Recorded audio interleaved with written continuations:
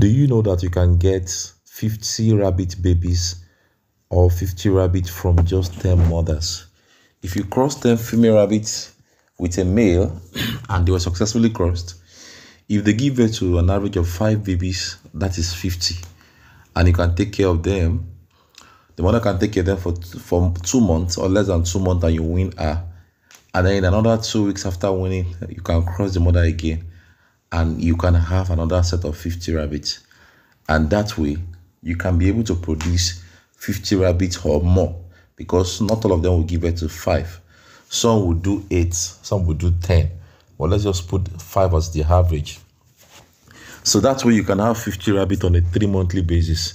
That is a very massive increase for any business. And that makes it a very good business with a very high level of return on investment, owing to the increase that happens within a short period of time.